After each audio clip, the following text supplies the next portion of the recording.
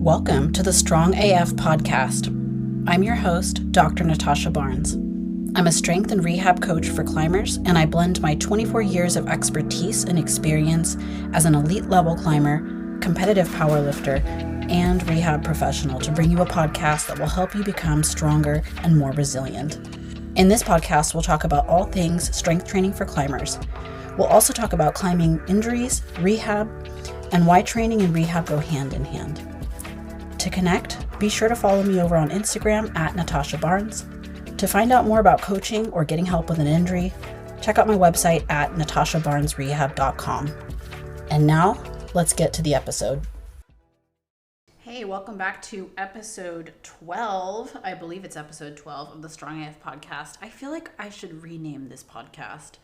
I like the name Strong AF, but I feel like there could be a better name for this podcast, but I don't know.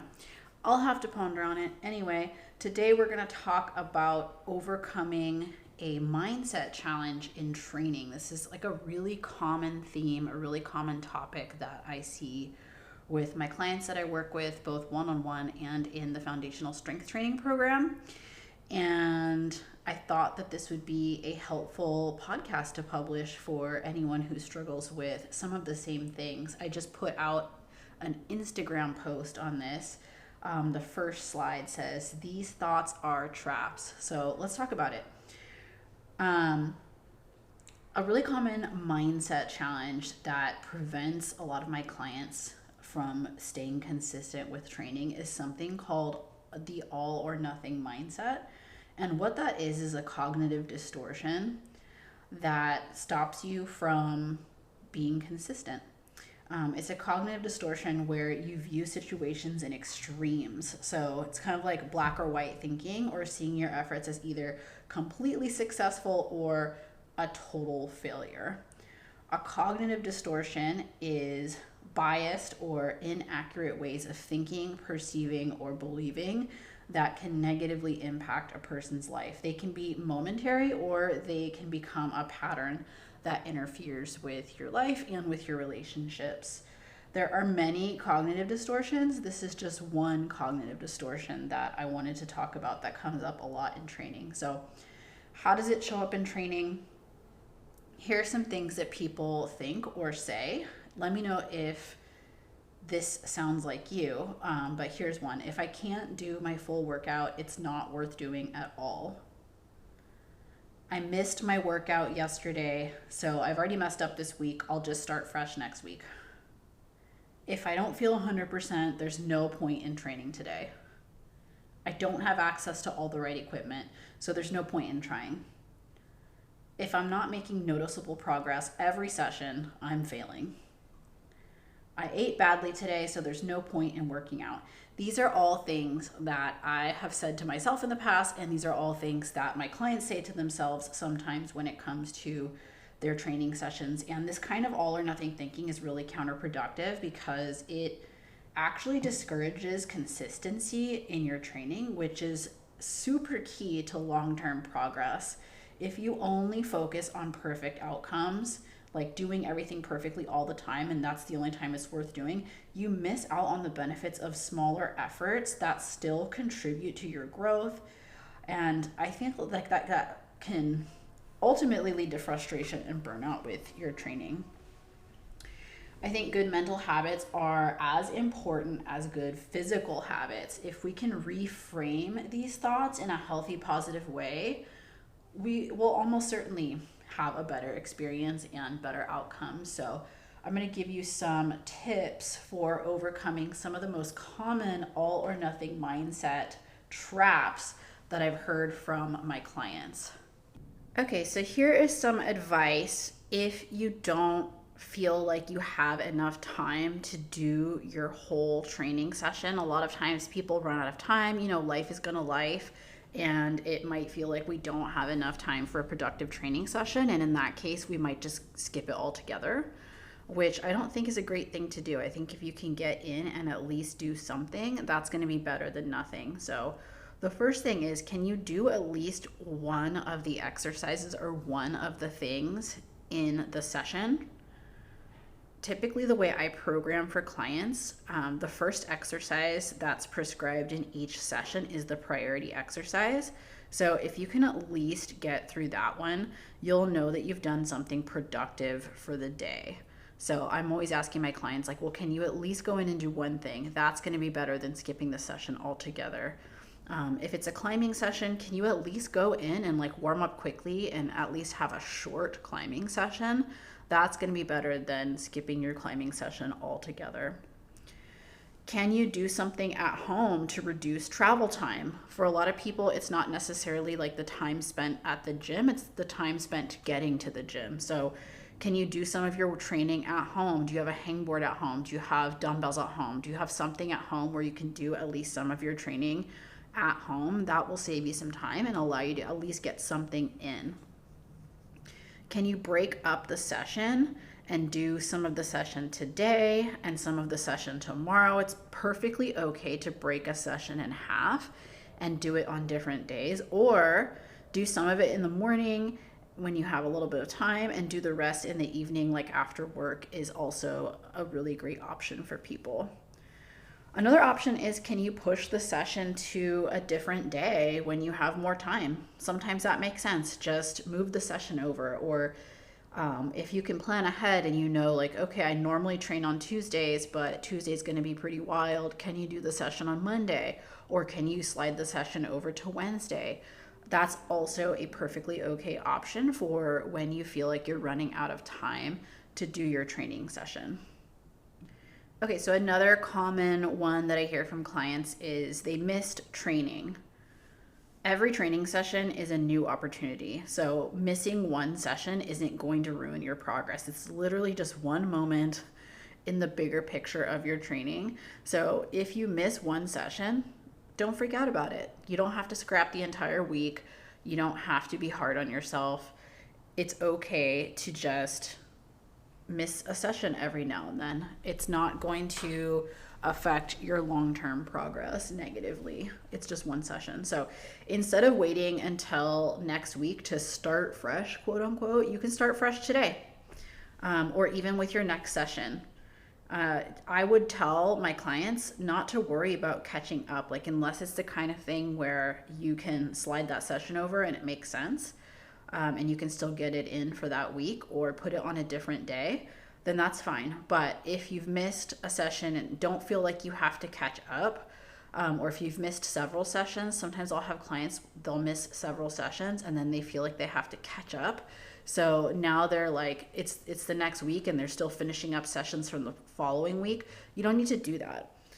Just move on to the next planned session and keep going. I want you to ask yourself, like, what's the next best thing I can do today to move the needle forward, and do that. Oftentimes it's literally just picking up where you left off and keeping going. If you've missed more than a week or two of training, it's fine. Just start over again, or just start. Missing training is really common. People get sick, life happens, things happen with kids, things happen with pets, things happen with partners, all kinds of things.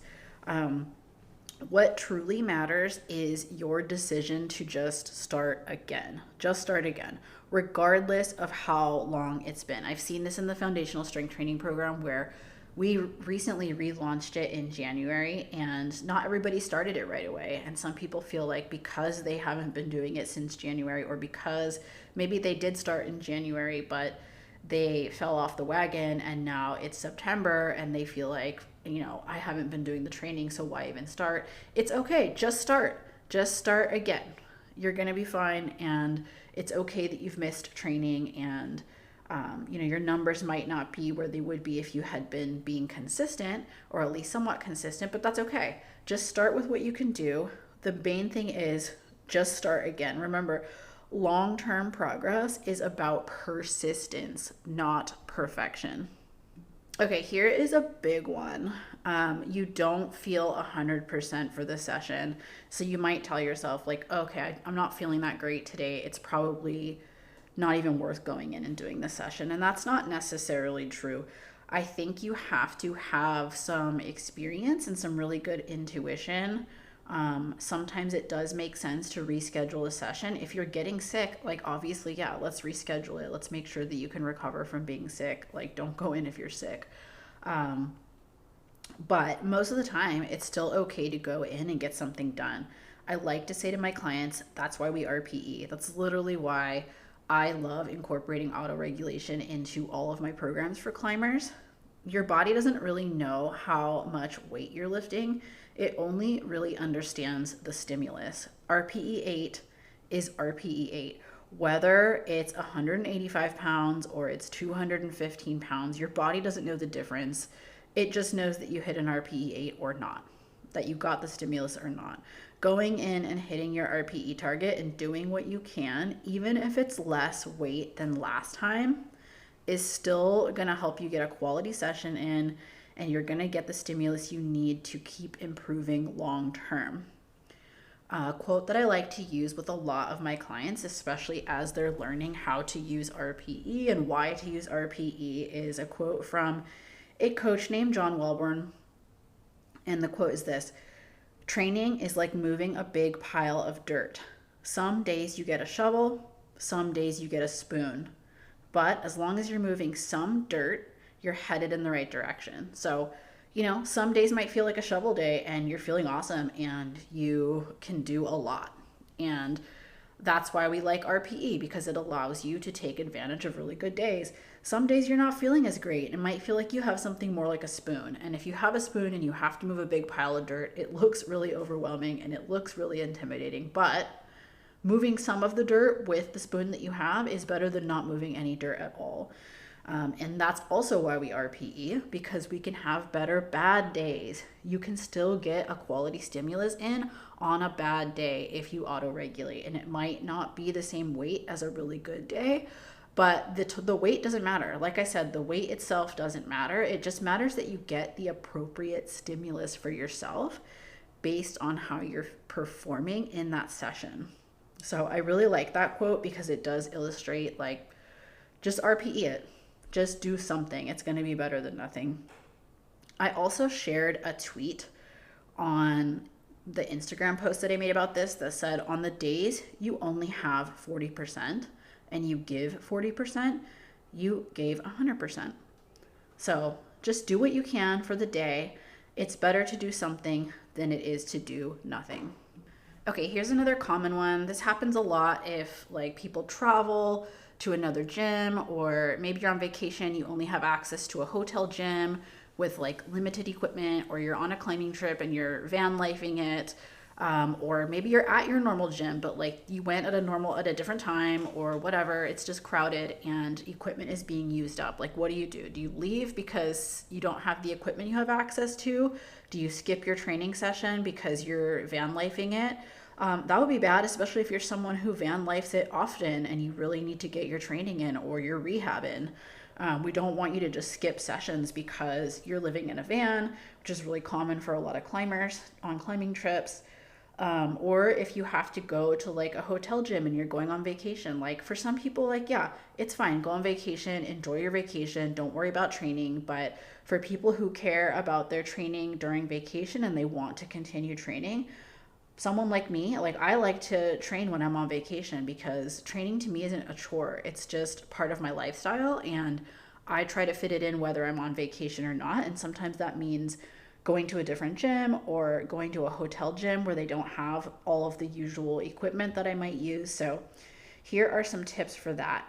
Number 1, do a different exercise that's in a similar movement bucket. We talked about movement buckets earlier in this podcast. You can listen to the programming episodes. But a movement bucket is basically we want to be hitting some basic movement types in training sessions. So your squat, a horizontal press, a vertical press, a hinge, those kinds of things. You can go back and listen to the podcast for that. But let's say you don't have access to a rack for the bench press. The gym doesn't have one or someone's using it. You're not able to work in. Do a dumbbell bench press. You don't have to do a barbell bench press in the rack if you don't have time to wait for that rack to become free, or if you just don't have access to one, perhaps at a hotel gym where you might not have access to one. Do a dumbbell bench press. It's the same movement slot. It's a horizontal pressing movement. So you can do that, or you can even do like a chest press machine or something like that, a floor press. If you don't have a bench, you don't have access to a bench, you can still bench. You could bench with a barbell, or you could bench with a dumbbell lying on the floor. That's called a floor press. You won't get the full range of motion like you would with a bench, but at least you're getting some horizontal pressing movement that you need to get done in your training program. Don't have access to a squat rack or a barbell, do dumbbell split squats. So we're just looking for a squat movement pattern. So if you can't get your regular barbell back squat in for some reason, you could do a split squat with dumbbells. You could do a Bulgarian split squat.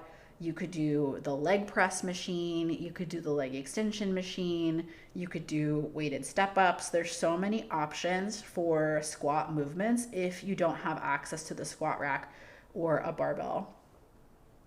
Don't have the dumbbells, like the exact dumbbells you need for an exercise. Sometimes this happens where you're at the gym and the next dumbbells up, somebody's using them, or maybe they don't have the exact correct weight for you. Like maybe the dumbbells go from 20 pounds to 30 pounds and that 10-pound jump is crazy, or even sometimes a 5-pound jump can be kind of crazy for people. So going from the 20s to the 25s or something like that.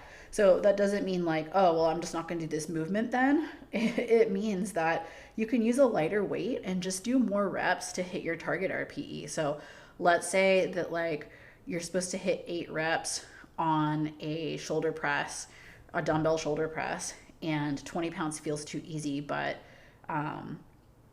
25 pounds feels too hard, or they don't have the 25-pound dumbbells available. What you could do is stick with the 20 pounds and hit as many reps as you need to in that set to hit your target RPE. So whether that's RPE 6, 7, 8, or 9, whatever's in your program, just keep doing reps until you hit that target RPE. Or you could go to the 30s and grab those, and maybe you can't hit 8 reps at 30 at the target RPE, but you can hit some reps at 30 pounds to hit your target RPE. And it's okay to do less reps if you don't have access to the equipment and you only have the choice between going too light or going too heavy and hitting less reps. It's totally fine to grab the heavier dumbbells and hit however many reps you need to hit your target RPE. That goes for any exercise you can do that with. If you're on the road, this happens a lot with climbers who are on the road, who are van lifing it, or who are just traveling for climbing. Get creative. You can use water bottles. You can use water jugs as dumbbells. You can use a backpack filled with books or rocks or climbing equipment to add load. You can use rocks, boulders that are lying around. Like you could literally do like a goblet squat, or like almost like a Zercher squat with a boulder, something like that. You can get creative with what you have access to and use that stuff to get resistance. For some people, body weight movements are just not going to be challenging enough, or you have to do just like a bajillion reps to make it challenging. So, we can get creative with water jugs, putting water jugs in a backpack, or putting rocks in a backpack or something like that to get the load that we need so that we can still get the training session in. And here's one that I hear all the time, especially from clients who've been training for a while. Like if you're brand new to strength training, it's almost guaranteed that you're going to be making like pretty continuous progress for the first like few weeks or months that you're training consistently. But the longer you train, the more you're going to notice that you're going to have peaks and valleys in your training, or times when you can't always progress the weight. I've been training for powerlifting for 11 years, and I'm often repeating the same weights for multiple workouts in a row. Because remember, the important thing isn't that you're adding more weight to the bar. Your body doesn't know the load. It just matters that you're getting the correct stimulus. So sometimes for me, that means I'm going to be repeating weights multiple times, multiple sessions in a row.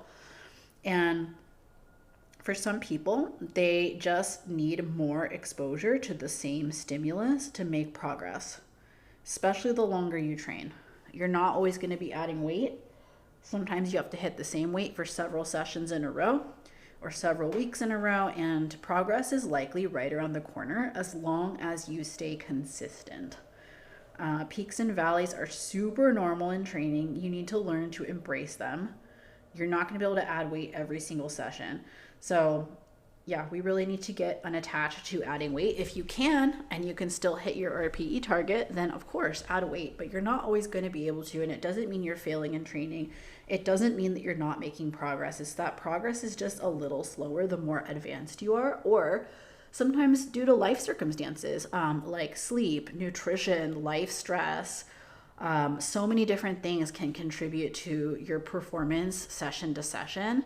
It doesn't necessarily mean that you're not making progress. And I bet if we zoomed out and looked at your progress over time, the trend line would still be up for the most part. So I think celebrating small victories, like just getting in and getting the workout done, that's a huge victory for a lot of people. For a lot of my clients and a lot of the people in the foundational strength training program, the biggest thing is just learning how to show up for themselves and learning how to be consistent with training and continue training regularly. So the fact that you went in and just got the workout done is huge. That's awesome. That is something to celebrate other than the number on the bar. Your form improving. So if you're working on any like technical things with your form, or you're just feeling like more locked in on an exercise and comfortable with it, like that is definitely something to celebrate. A small victory that you can celebrate that's not just adding weight to the bar, but is something that's going to help your forward progress. Getting better form is going to make you more efficient. It's going to help you feel more comfortable pushing yourself. That's a huge win. Rep PRs, which is something that I always celebrate in my training, because I'm not always adding weight to the bar, but sometimes I can do an exercise with the same weight that used to be hard, but I can do it for more reps. So I'm not objectively lifting more, but I'm doing a heavy weight for more reps. And that's a really good sign of progress too, that doesn't always seem like it. So looking back at rep PRs or paying attention to rep PRs, doing a heavy weight that you couldn't do for that many reps before, a huge win. Or just feeling more confident, like feeling more confident about your training, feeling more confident about using RPE. In the foundational strength training program, I take my clients through a whole curriculum about autoregulation and using RPE. And we also incorporate RPE audits in week 6 of both the level 1 and the level 2 program. And people learn a ton in these RPE audits, and learning something from the RPE audits, paying attention to what's happening in your training and getting more accurate with your RPE. That's a huge thing to celebrate, and that helps you feel more confident in your load selection week to week. I think that's definitely worth celebrating, and that's something that's not necessarily like adding more weight to the bar, but it's helping you become a better athlete. So celebrating things like that. I also think looking back and reviewing your progress over weeks or months, not just session to session, not just how did this week go compared to last week or 2 weeks ago. I think it's important to look back. This is why I always tell people, like, write down what you're doing, like either in a training journal, in the foundational strength training program, and with my one-on-one clients, we have them track on the app. And you can actually look back and see your exercise history for an exercise that is in your program, and it'll show you what you've been able to do over the course of time. But if you don't have something like that, writing it down in a journal and keeping track of it, taking videos, taking pictures. I think it's so cool to be able to look back at videos of yourself like months ago lifting something compared to now, or like for me, years ago, like looking at videos of myself from 10 years ago when I was learning how to lift. And looking at how things look now is so cool. And not to make things all about like physique, but it's also cool to see your physique change, like see your body looking stronger, see your technique changing, things like that. I think it's fun to have that stuff. So I always encourage people to take videos early on, take pictures early on, start tracking right away, so that in the future you can look back and see your progress and remind yourself just how far you've actually come in terms of weight, in terms of technique, in terms of body composition, in terms of like so many different things. I think it's actually a really great reminder. So if you're new to lifting or you're thinking about getting started, please take videos and pictures. I wish that I had more videos and pictures of myself when I first started lifting. I only have like a little bit because I wasn't, at least not for the first like year or two, wasn't in the habit of like taking videos or photos of myself lifting. And I wish that I had more of those. So I encourage you to do that. And just remember that change happens gradually. It takes time for a training program to work for almost anybody. Trust the process. Consistency is the true driver of long-term progress. So just stay consistent. Don't be discouraged just because you're not lifting more, or in the climbing context, don't be discouraged that you're not climbing the next V grade. There's people who stay at the same V grade for years and then all of a sudden something turns a corner. I think in terms of climbing progress, there's also a lot of things that you can look at. You can look at how many of a grade that you're sending, building out your grade pyramid. If you guys have ever used the app, the Kaya Climbing app, the Kaya Climbing Pro app, the Pro feature has a bunch of metrics that you can use if you're tracking your climbing sessions really consistently on Kaya. You can look back and see really cool metrics about your climbing that show progress that aren't necessarily you adding, like doing the next higher grade. They have the badges. They have like a solid badge, a flash grade badge, a project level badge. And there's different requirements for each of those, but you can look at those to see what your climbing looks like and you can compare years. There's also other metrics. One of the ones that I like, if you're really good about accurately tracking your climbing sessions, that means tracking like what you're sending, but also being honest about like how many attempts you're giving on each climb. You can look at something called your velocity, which shows whether or not you're climbing a certain grade faster or slower. And a lot of times it won't feel like you're making progress, but if you look at your velocity, you're like, oh wow, I'm actually like sending certain grade levels like a lot faster now, or in fewer attempts than I used to. So that is actually a sign of progress. So for climbing progress, that's something that you can keep track of as well. Okay, and a final one that we'll talk about here is what to do if you didn't eat well that day. Sometimes my clients are like, oh, I didn't eat well, or I haven't eaten, or something like that. I should just not train. And that's not always true.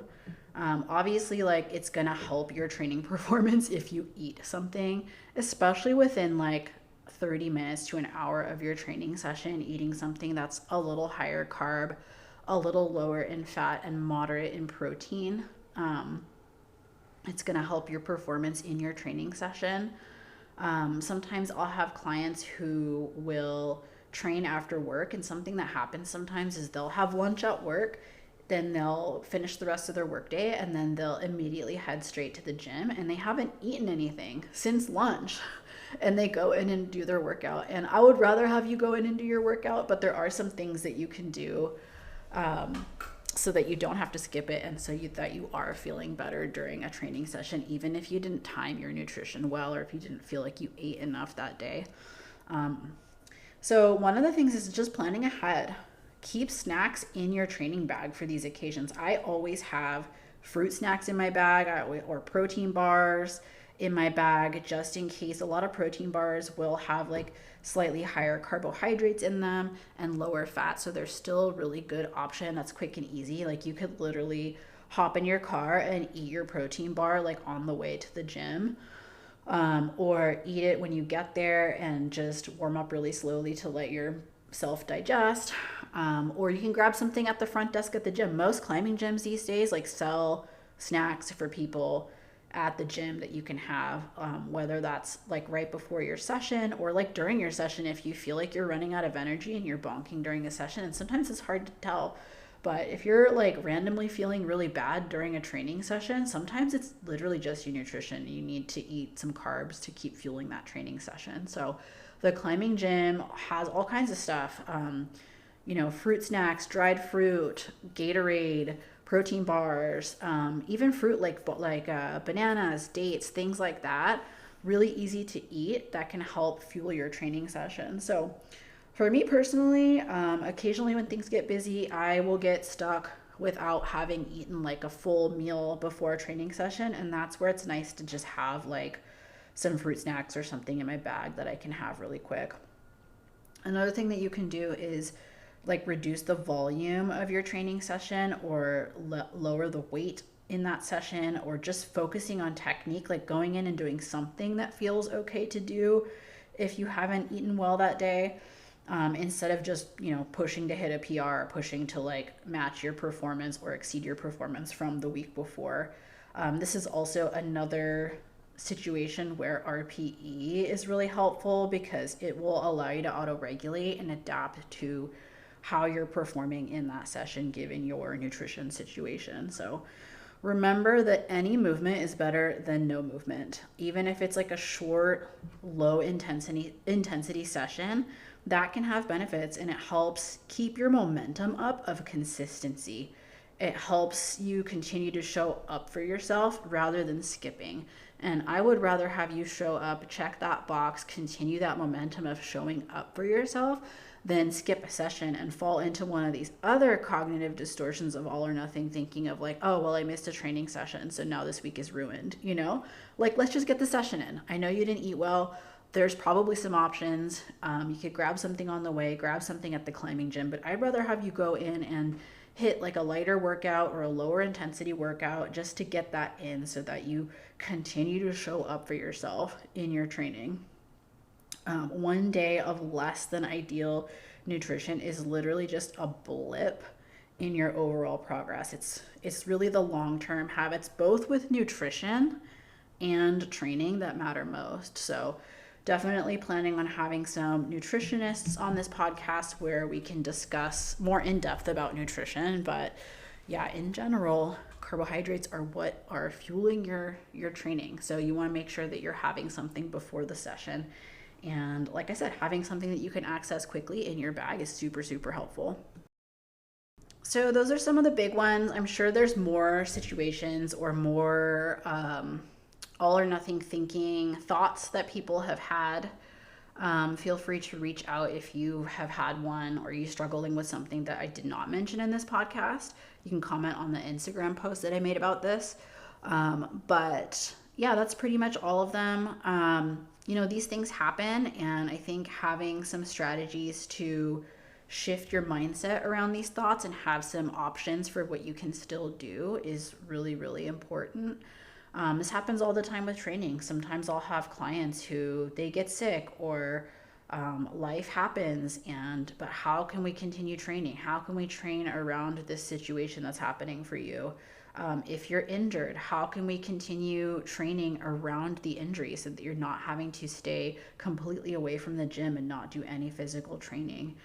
There's always strategies that we can come up with, and these are some things that I help people with in the foundational strength training program. We have a Discord community where you can ask questions, you can get coaching from me, you can get support from other members in the program.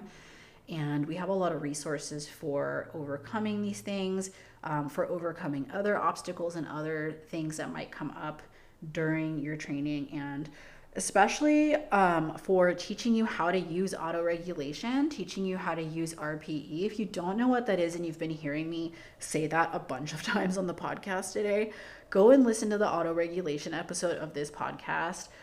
That will help explain a lot, but that is something that I definitely like to teach to all of my clients because it's a useful skill to have as an athlete to understand how to adjust your training for how you're performing that day. And keep in mind, auto-regulation isn't just about how you're feeling, because you can feel really bad and still perform really well. And conversely, you can feel really awesome and super psyched and not have a great performance that day. You've probably experienced that before.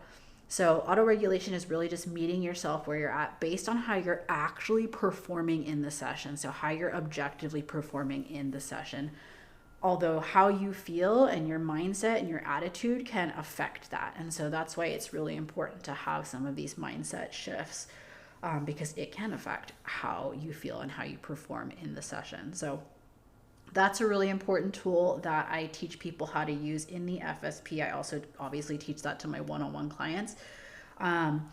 If that is something that you would like to learn more about, or you would like more help with your training, whether it's getting programming for yourself, learning how to auto-regulate, learning how to do strength movements safely and efficiently, or just getting some mindset help with stuff like this, I invite you to come and learn more about the program.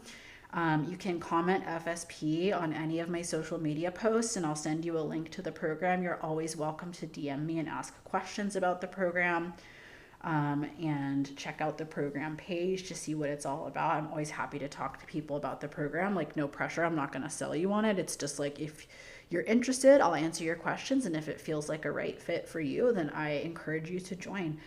It's been an amazing program. We've had hundreds of people go through the program, hundreds of climbers who are stoked about their strength progress, their training progress, and generally just being more consistent with strength training, which is why I created the program, is to help people be more consistent with their training and stick to a training program longer than just a few weeks. The whole program is designed for you to stick with it for an entire year, and you get access to the program for an entire year.